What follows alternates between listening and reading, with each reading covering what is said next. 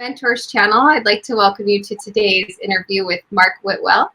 Mark has taught yoga for over 3 decades throughout the US, Asia, Europe, Australia, and New Zealand, and is the editor and contributor to TKV Desikachar's book, The Heart of Yoga, which I personally own. Recently, he has launched the online immersion Into the Heart of Yoga Personal Practice. I first was introduced to your book almost 20 years ago by my yoga teacher, and it's made an impact on my life and on my yoga mat and off my yoga mat since I was first introduced to it. So I was particularly excited to connect with you in this platform. Welcome, Mark. Thank you. Thank you so much. How is it? How are you doing today? Well, I'm good. I was really touched that we only met recently, and for you to tell me that 20 years ago you read the book that I made for my teacher.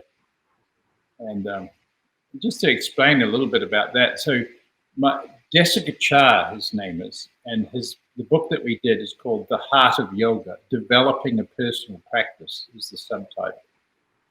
And I was walking on the beach with him, and I was preparing the book, and we were calling it The Art of Yoga, the art, A-R-T. And he suddenly turned to me and he said, "Mark, I've got it. It's the heart of yoga." And so it became that.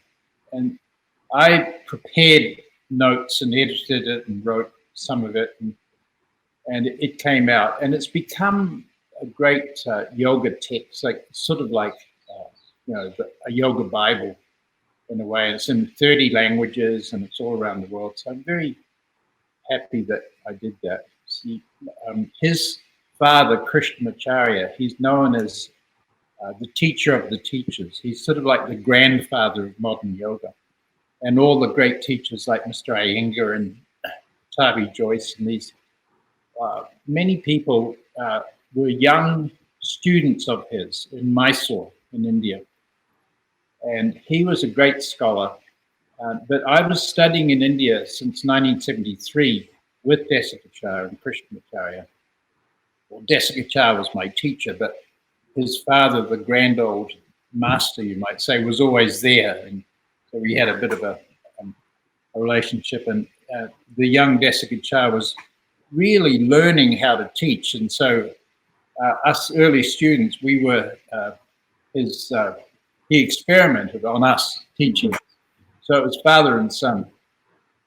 And then later on in the early 90s, I traveled the world and went to the US and was greatly surprised that what he was teaching, what was being taught in the styles of yoga, didn't resemble the essential principles that Krishnamacharya, the teacher of the teachers, had actually taught from the traditions that he had brought through into the world from his scholarship in his early life. So I wanted to do something about that. And I said, Desikachar, sir, your father's teaching is not available. And it's terrible. This is not right. They're teaching yoga like difficult gymnastics, Right. And see, the hallmark of Krishnamacharya's tradition and the tradition of yoga is that yoga must be adapted to each individual, fitted to the very real needs of each person, not the person adapted to yoga.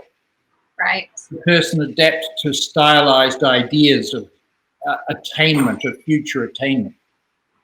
Yoga is to be fitted to the body type, the age, the health, and really importantly to the cultural background of each person. It's not another sort of cultural perspective, but it's to be fitted into the culture that someone is already in. And that's why yoga went through the ancient world and became a very important part of human life, because it was, in Krishnamacharya's words, it was the practical means by which we actualize the ideals of faith, of culture. The practical means that you actualize the ideals of culture, of religion, of faith.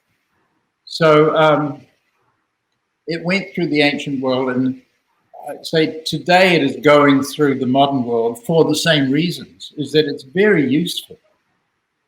It's very helpful and healthful for body and mind, you know. So for someone who's maybe this is their first introduction to yoga, or they think of yoga as you're describing it, you know, this act of gymnastics or unattainable, how would you define yoga for them? What is yoga? Thank you.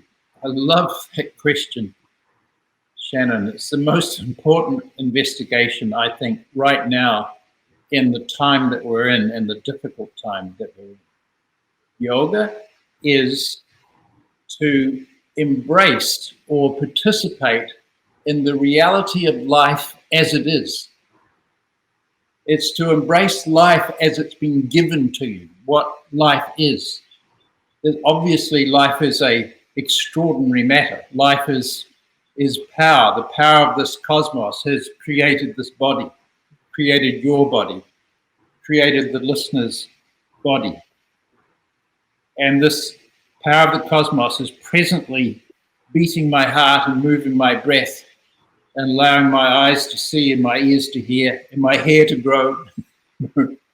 That's amazing. I mean, nothing about strength or poses or flexibility or length of time. How you just define yoga is not attached to a physical outcome. And I find that so refreshing and beautiful. Exactly. Thanks for discovering that. So yoga is to participate in life as it is, in reality as it is. Now, some cultures call that God. You know, God is the creator, has created this extraordinary existence. And so the power of the cosmos is arising as the whole body, and life is an extraordinary intelligence. Extraordinary how life is functioning. And I love to say to people that you've noticed that everything in the natural world is completely beautiful. Like the natural world is the beauty. Everything, a leaf, you know, a bee, light on the water, everything, stars, sun, moon, is the beauty. And I say, guess what? You are of the natural world. The natural world brought you through. And so yoga is to enjoy, participate in life as it is, not to get to some future idea of some amazing state or place like that. So yoga is to embrace reality as it is. You spell reality with a capital R, the power of the cosmos that beats my heart and moves my breath. That's amazing. The other thing I was really touched, Shannon, is that you told me that you looked at our immersion into the personal practice course and you engaged it. It's an 8-week course, and you've already experienced this in recent times. Yeah, so when we were reconnected a week or two ago, you know, and you recommended or suggested that you have this course, and it's donation only right now, which I find so giving, given the time right now, you know, to enroll in this course, this 8-week immersion, and it's completely self-paced.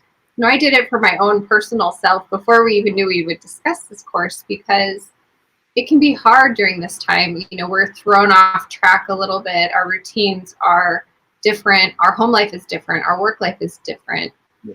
And it can be easy for me in particular to kind of shelf what's good for me and kind of put that on the back burner. And I knew that if I signed up for the immersion, not only was I meeting an old friend through, you know, having the book 20 years ago, I was meeting myself again. And even just in the first week, the breath work, the awareness around the breath, and your ability to really captivate how our breath drives and fuels and is the life force, has made such an impact even in the last week for me. Yeah. Thank you so much. And going back to our great teacher, this scholar, Krishnamacharya, and his brilliant son who translated him into the modern time, his statement, there is a right yoga for every person, no matter who the person is that if you can breathe, you can do yoga. And to know that you got this book 20 years ago, and then just in recent times we put out a course, and you did it, and you started the practices, and you felt its power and its relevance to our life, especially now. Like, not especially now, in all times and in all future time. And that's why we are giving it away on a donation basis is that there are many, many people all around the world who simply don't have income and are worried about their families and so forth. And we're saying, okay, so do this. If you have to stay at home, I call it our global retreat that we're all on right now. If that's our situation, which is for most people in the world, then use that time to learn a little yoga practice. Right. And then do it for yourself at home. And by the way, that's always how it's meant to be. That yoga is something that you do that's personal, that you do in your own sanctuary, your own home, your own blessing place where you live, your own bedroom even, And it's not something that you do in groups where everybody does the same thing. Because it must be adapted to each and every individual according to their needs, their body type, age, and health. That's why it's called a personal practice. Exactly. And so that is the nature of yoga. Mm-hmm. It's sort of a very self-caring, life-caring, healing practice that you do for yourself. And that's why we just wanted to put it out there. And that Krishnamacharya would always say, no one is restricted from yoga. Everybody can have it, and it's not commercial activity. No, it's caring for each other at a local level. That's what it is. And that's creating community. That's beautiful. So, I've heard you mention your teacher, your yoga teacher, and part here at Mentors Channel, part of what we love to do is talk about mentorship and teaching. And so, you learned these principles and this way of life from your teacher, yet you took it yourself in your own way and, onto your own mat or your own personal practice. And you've also shared it with the world. Can you share with us what it's like to have a relationship with a mentor or a teacher that intimate? Thank you for this beautiful and important question. We always say that the teacher is no more than a friend and no less than a friend. And I say, yoga is not commercial activity. Yoga is what you do in local community to care for each other. And the yoga teacher is simply the force of Mother Nature's nurturing. Mother Nature is a nurturing force that cares for all that she brings through into existence. So the nature of life, nature is nurturing, right? Life is nurturing. So good people, excuse me, like yourself, for example, you get a mother of three, you know what it is to completely love and care for others. And then you learn these skills from your teacher and you do them for yourself and you know how they work. And then you want to share them. You want to be helpful to others. The yoga teacher is somebody who cares for you. He doesn't have an agenda to, make money or build an empire or be a powerful, authoritative person and all that sort of hierarchical stuff. And that's such an assumption of our world, is that there's somebody senior to you and that you're less than them. You have to struggle in this, what my teacher called the social dynamic of disempowerment, to try to be like, the perfected person. And we say, in reality, you cannot be second to anybody and you can't be superior to anybody. You are life itself. You're the power of the cosmos. And your teacher who loves you and cares for you gives you the tools to practice your participation in this power of life that we are, and the beauty of life that we are, the intelligence that is life. We're given these tools from our teacher. So if somebody gives those to you, we are very grateful. I am very grateful to my teachers. And this is the basis of all culture, really, all spiritual transmission. Universally, I say, is this relationship between two actual people who of mutual affection, who care for each other, and it's not a power structure. Right. You know, it's not a power structure. It's not an authority, not even an identity. It's not like, hey, I'm the teacher. You know, it's not. It's no social identity. It's not a personal identity at all. It's just the force of nurturing. In the great tradition of Veda, where yoga was held for thousands of years, it's understood that the God and the teacher and your spouse and your body and the whole elemental world of this body in which it is its context and dependent upon the elemental world. It's all happening in one reality. All one reality. So there's no seniority of anything. It's only a relationship of affection between actual people. And that's the nature of the yoga teacher. There is the idea that the yoga teacher is there in a compassionate way to intervene in somebody's life and help them go beyond the negative patterning that they might have in their life, their negative belief systems about themselves, or life habits that aren't so good, smoking, drinking, whatever. And the teacher who cares for you, like any friend would, comes in and says, hey, I've got a good idea. Perhaps that's not a good thing to drink 2 bottles of wine a day. Let's do some yoga. So there is the idea that there needs to be an intervention. Yeah. And finally, I'd just like to Krishnamacharya would say, who can teach yoga? And his answer was, 1, that you have a good teacher yourself, 2, you practice yourself, and 3, that you care for others. And if anyone has those 3 qualifications, well, you're the yoga teacher of your community. And this is what my plan for the world is, that we get through this very, very difficult time. My plan for the world is that every city, every town has a yoga teacher who can give this to people, their breath, their participation in their life, just as they are. No cleaving to some idea of some future spiritual success, or trying to get somewhere amazing, as if you're not already amazing. This your body, you as a mother of 3, like Mike, if you're not the power of the cosmos, then what is? Right. No, that's amazing. What a beautiful viewpoint. So I'd love to hear more about how yoga found you and your early days, and kind of what was your journey to yoga, or what was yoga's journey to you? Shannon, I love your questions. Not because I can talk about myself. Well, anybody, you just said anybody can teach yoga, really, who has these 3 things, but why are you speaking to us today? What was your path to working with Desikachar?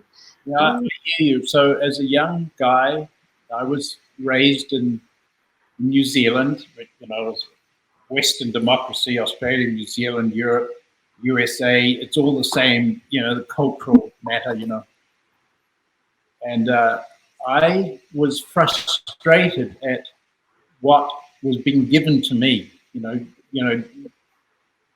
get through high school, get to university, get a good job, be a lawyer, be a banker, be successful. And the whole thing was, as a young person, was not just boring, it was like quite troubling that this was all that life was dishing up, in the suburbs. And then what happened is that the Beatles arrived, and the music and the light and the opera, here comes the sun. you know, and it was like, wow. Then the Beatles went to India and had a whole thing with the Maharishi and meditation, and that they revealed their own personal explorations as young people, and they were the most famous people on the planet. And I was deeply affected by that. So at a certain point, I said, right, I'm going to find out about this. So off I went to India and wandered around India for a year and a half, and then found my teachers, Christian Acharya. And so I have to pay homage to those great young men. And I met Paul McCartney one day in Long Island in Amagansett. And I said, Paul, thank you so much for what you did to the world. You guys single-handedly, you leveled the playing fields, the hierarchy, and we learned from you that it was okay to be a working class hero, you know, that we didn't have to be ordinary was everything, you know. And Paul, first he thought I was like another fan, and he was polite and everything, but then he heard what I said. And he went, oh yeah, I see what you mean. And very humbly he said, well, you know, we didn't set about to do that. That wasn't our plan. But he said, I see what you mean. So I am personally, you know, to this day, very grateful to that music and those people who stayed ordinary in the midst of being super famous. You know, John Lennon, the working class hero, is something to be. These are great people of our time and culture, and they delivered a lot. And their early explorations made it possible for all of us to go and look deeper in the traditions, and then bring them through. So that's how I found yoga. Interesting. I never would have thought we would talk about the Beatles today. What a cool conversation. Thank you so much. And you know, they're artists, so they brought forth the movement and this awakening to an entire generation and beyond. I mean, they're still one of the most recognizable and impactful artists in the world. Yeah. And, you know, really wisdom came on the wings of music in our popular time, you know, and I love to just how it all goes back to, you know, Elvis. You know, he discovered the black pulse of African music that was lively in America, and he loved it, and then he duplicated it in his own life. And then white radio played it to a white audience in the US. And then John Lennon heard Elvis Presley and said, wow, I want to do that. It's something that I want to do. And so, and, you know, I do say that music has been a vital aspect of this wisdom. It's a very important part of our life. And I think, you know, as people are in their global retreat, you know, like get to the music, turn on the Beatles or whatever you love, then do some yoga. Good idea. So I have a question from a viewer. Can you tell us about Ram Dass? Thank you, viewer. Ram Dass, he died recently. And you see, to link it into everything else I've been saying is that, you know, the Beatles went to India and then Ram Dass went too. we were pulled there by this cultural exploration. And thanks to our forefathers and foremothers who, you know, dealt with the threat of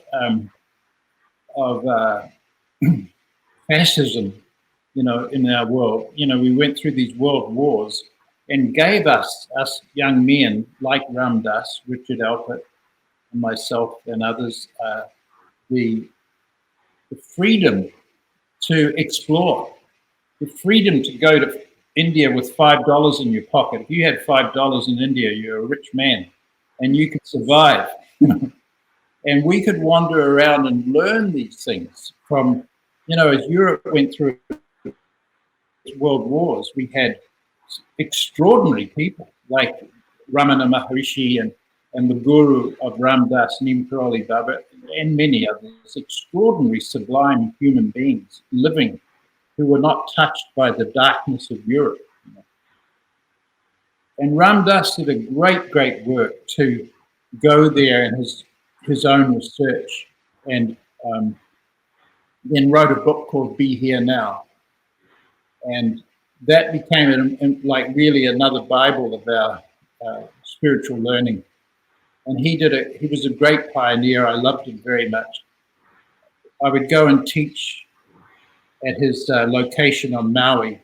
He had a stroke, a serious stroke, and he couldn't fly anymore. So he went to Maui and he stayed there many years until his death. And he was a great example of how to grow old in a declining body, but stay content, stay well, and stay happy even as the body declines. And I think his example to us was so beautiful, and as a friend. And one thing I want to tell you about it, it's kind of special. I was with him once, and he started weeping, and he said, "Mark, I'm very sad." What's wrong, Baba Ram Dass? What is it? He said, I was supposed to be a spiritual leader, and in the US, and I never learnt yoga, and I never did yoga. But thanks to you, I now know yoga, because he was in a wheelchair, and I just move his arm, inhale, exhale, just was moving and breathing with the whole anatomy, whatever a person can do. Inhale into the upper chest, pause, exhale as the arms come down, inhale above, exhale from below, and even with assisted movement in his wheelchair, like exhale, inhale, straighten the legs, like this. And he said, I didn't know about these, how useful yoga was to spiritual life and to meditation. And he said, I feel bad that as a leader I didn't introduce it. And I said to him, well, why was that? And he said, all the yoga teachers I had were show-offs. That's okay. They were show-offs, and they did things that I couldn't do. And so he said, I gave up. Therefore, I gave up. And I never got down to learning how to do an appropriate yoga practice for me. So that's my story about Ram Dass. There's bits and pieces in there, but he was a great guy, and I really loved him, especially because he had a stroke, but went through his life in a great harmonious way until his passing. This just goes with what you were saying about yoga being for everybody. Yeah. And so I would love for you to guide our viewers through maybe some small breath work or whatever you're so inclined to. We're sitting, we're watching, or. Yeah, thank you so much, because this is the bottom line of our conversation. What we want is for everybody to start to learn their own yoga practice, which is why we put out this course, in this immersion into personal practice, so that anybody can do it. And everything that we're talking about is predicated. Talking too much this morning. Have you heard about Zoom fatigue, Shannon? No, yeah. But everybody I know might have it. It's a thing where you have to do a lot of talking and emoting, because all the usual signs of communication aren't there that we normally have when we're with each other. So we have to work hard. Well, we have plenty of time and space for this, so take care of yourself here. Thank you. So, bottom line, anybody can do yoga. Any body type, any health condition. If you can breathe, you can do yoga. Now, especially in this matter of a viral attack on these organisms that are about mainly, it seems, an attack on the respiratory system. This is why we urgently put this course out and giving it away. So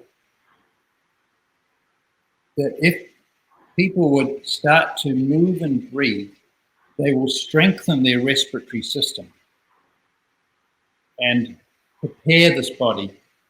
The ancient people would say that the primary critical function of the life organism is the breath. If you enhance the breath, you enhance all other critical functions of the body. You know, you improve the cardiovascular, you improve the immunity, you improve all the biochemistries and how they're functioning in the body. And this is kind of a promise. You know, we make this, I have a book even called The Promise, that life is deeply served in your breathing. And the way that we do that is to engage the strength of the body, the movement of the body, and that the breath is accompanying that movement. The breath is the same as that movement. Right? We say the body and breath are a unitary movement. And what's even more, body, breath, and mind are a unitary movement in the power of life. So it's simple. So as my arms lift up like this, I inhale. As my arms come down, I exhale. Now, everyone might like to do that. Let's have a yoga class. All right. Now we begin. Inhale, the arms come up. Pause, exhale, the arms come down. And pause. Inhale, arms come up. And exhale, the arms come down.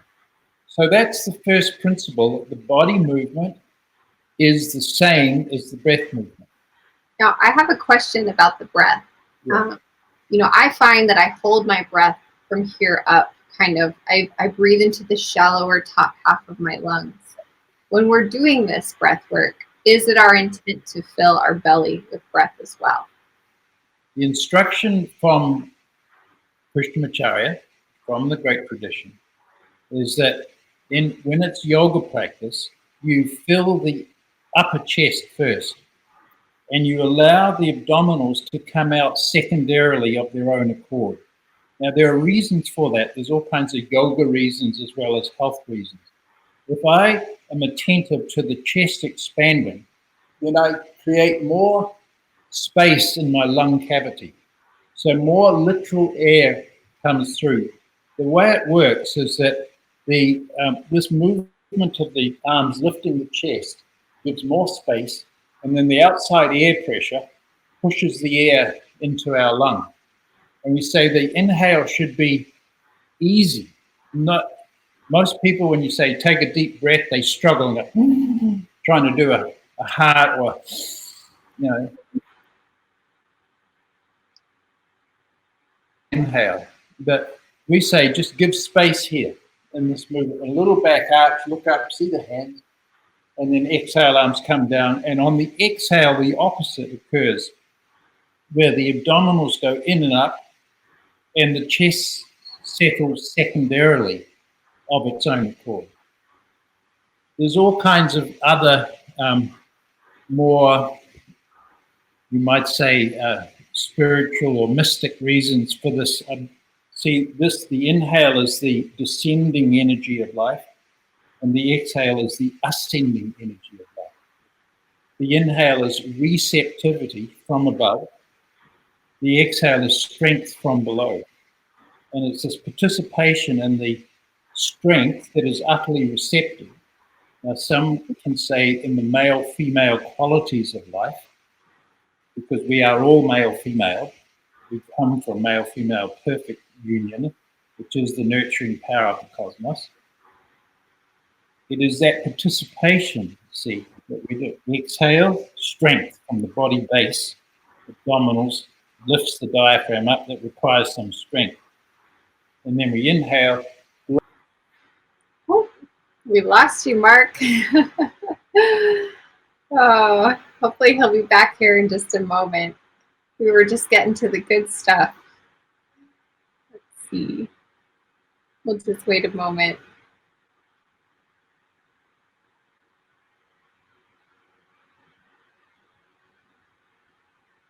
Thank you guys for commenting. I see some beautiful comments. Lovely conversation full of compassion and insight.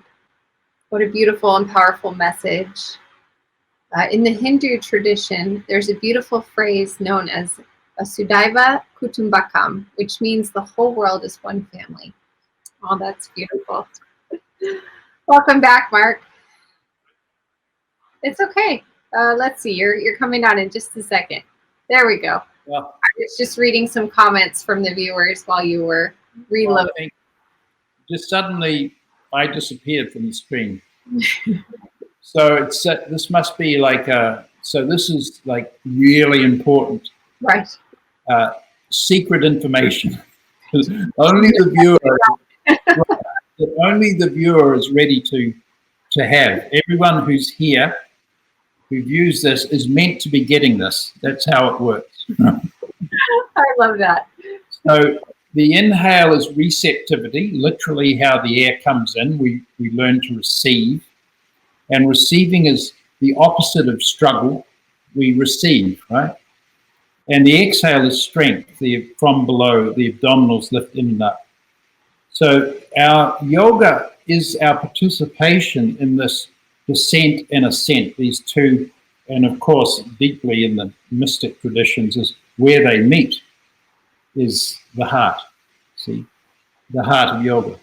Mm. So what I suggest is that people once or twice a day, maybe more at this particular difficult time, you go to the window, open the window, try to get some light in your life, and inhale from above and exhale from below.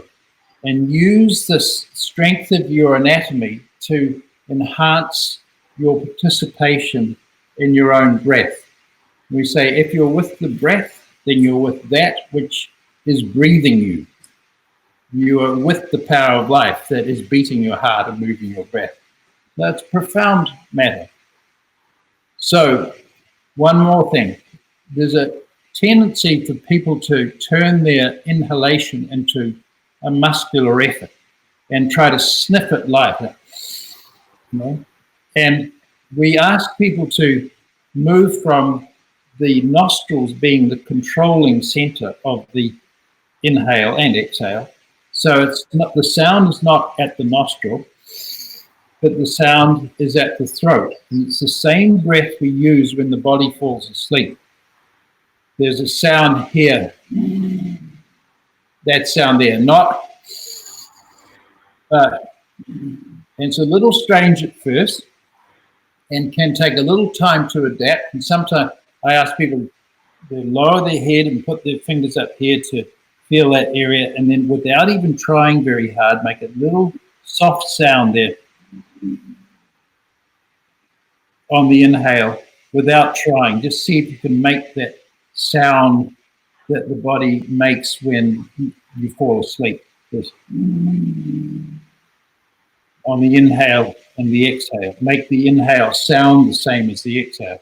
We do it sort of automatically on the exhale, but we don't do it on the inhale.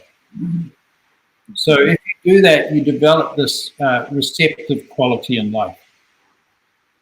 What I say is that we, you know, especially in this time of our personal and public health, to empty what is full.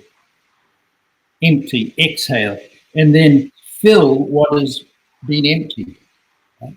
And there's profound philosophy in that. Empty what is full and fill what is empty. Right? Or in the great yoga tradition, release what is old to receive what is new in your life. And the exhale releases, the inhale receives. So that's profound, important. What yoga practice actually is that anybody can do. I mentioned Ram Dass before, sitting in his wheelchair going inhale, open the chest, exhale, arms come down like that. And then he'd do like 5 or 6 minutes of breathing like that, and then be so rested sitting there in the spontaneous, what we call pranayama, which is this stationary, not moving in the body, but being conscious of your breath, and his chest would spontaneously carry on this throat sound. It's called ujjayi, victory breath, would continue like this, and it was so beautiful. And then you move into a gentle state of meditation where the mind is being made clear by the breathing. Because if you link the breath to the whole body, then the mind automatically follows the breath. And then the mind is linked to the whole body, and the whole body is life. The whole body is the intelligence of life that comes into the mind. We start thinking better. We have a clearer mind. So there's a time of natural repose after doing the practice. You know, I started the immersion just last week, and you do such a beautiful job with the breath work in the immersion. Really, the words to describe and the activities, the exercises that go along with it had me being so mindful of my breath all week. Even, you know, as I was out on my morning hike, I was thinking about my breath enveloping me, and the awareness that I noticed, the shift in awareness mentally that I've enjoyed just due to revisiting simple breath work and being aware of my breath, and that receptivity has been really a beautiful impact already. So thank you for that personal report. And see, it just becomes a natural thing that you do for yourself without even, it's not like an irksome discipline. It's a pleasure, you know, it's a pure pleasure to be intimate with your own life and your own breath. And I say it's like, get it down to like brushing your teeth and taking a shower.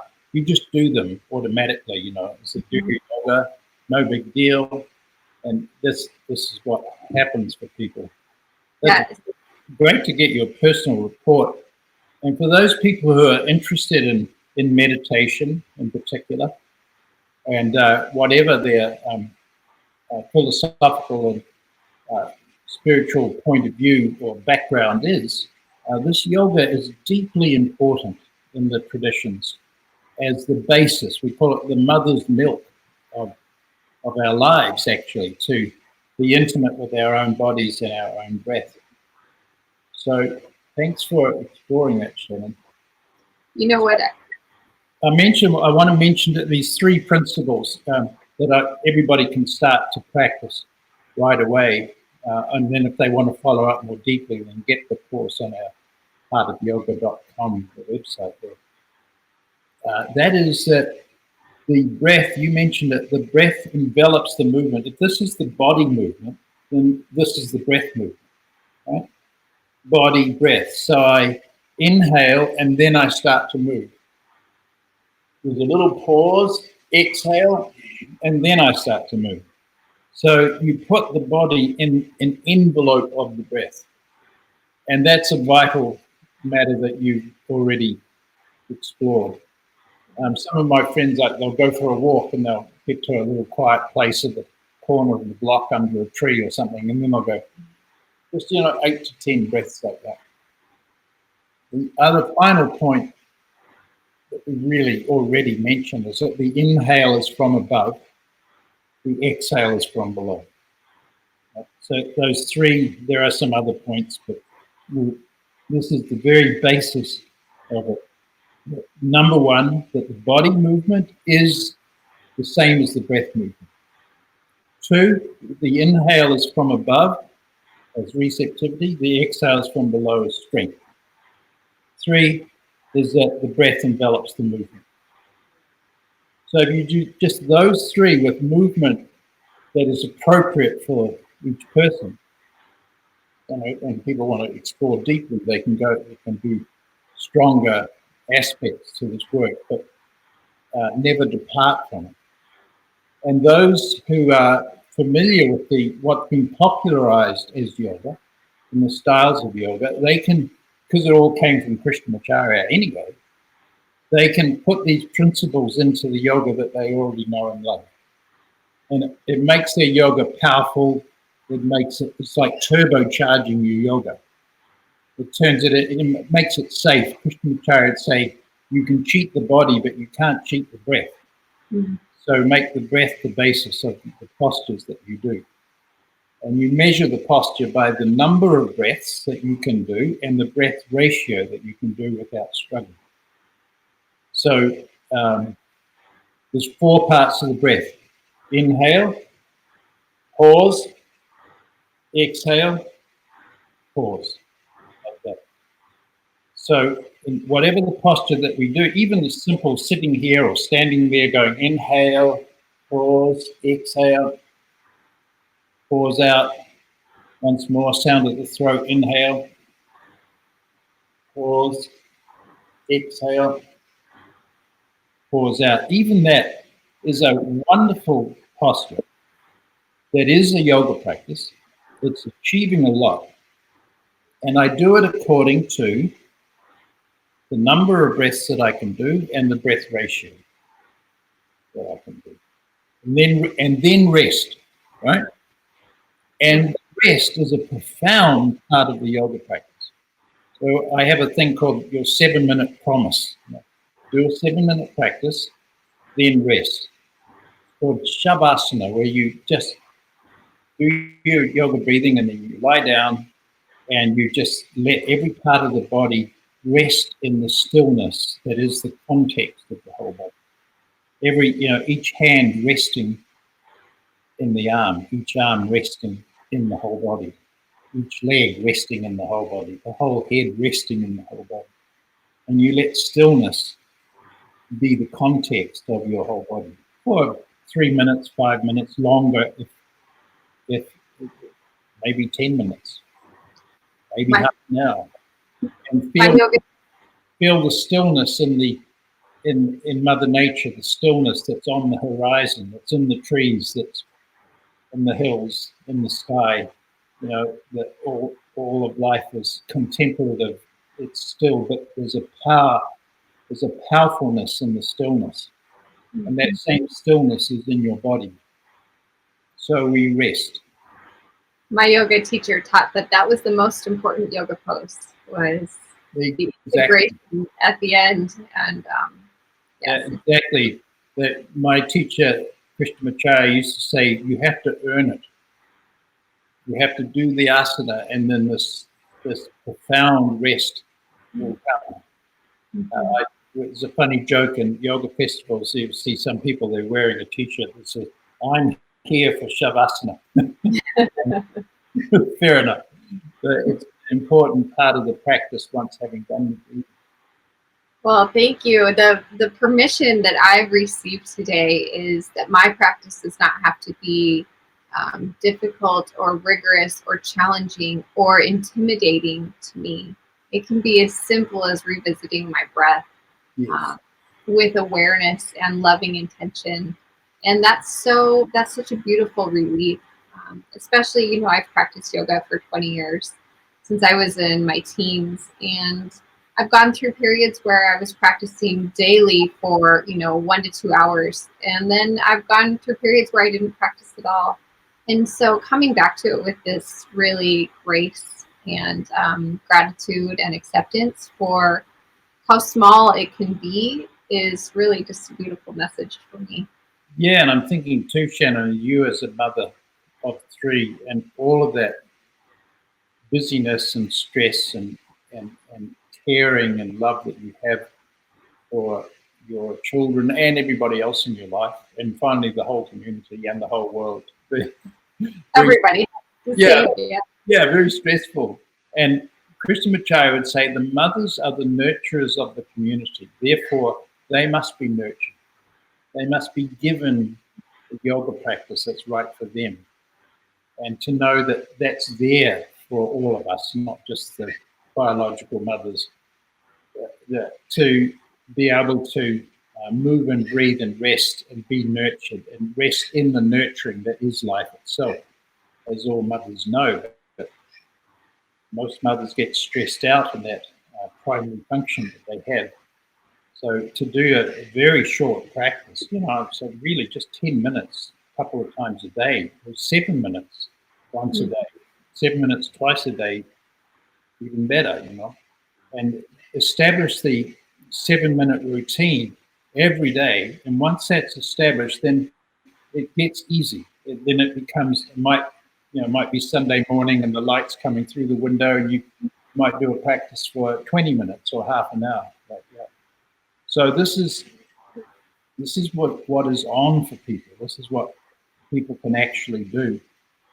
And I know that to begin with, it has to be a discipline, because we're not doing it. Like if you're not brushing your teeth every day, you have to say, I'm going to do it every day. And it's a short thing every day for 7 minutes. And then after 40 days, it becomes a no issue. And it's so pleasurable that it's easy to do. But a discipline no less to begin with, to find the time to do it. And I'm saying all of us now in our stressful lives, this is such a helpful thing for us all to do. Well, we have 7 minutes a day right now. I think most of us do. Yeah. So the online immersion is a great place to start. It's available donation-based for as little as $1 right now. I've seen some comments here. People are starting it tonight. Loving this, so inspiring. So thank you guys for commenting. And I deeply encourage you to explore the Heart of Yoga online immersion. Thanks. It is based on the roots of yoga. I always say there's really only one style of yoga, or one brand of yoga, and it's yoga, capital Y yoga, and it's for every person, no matter who the person is. My intention is that this goes around the whole world.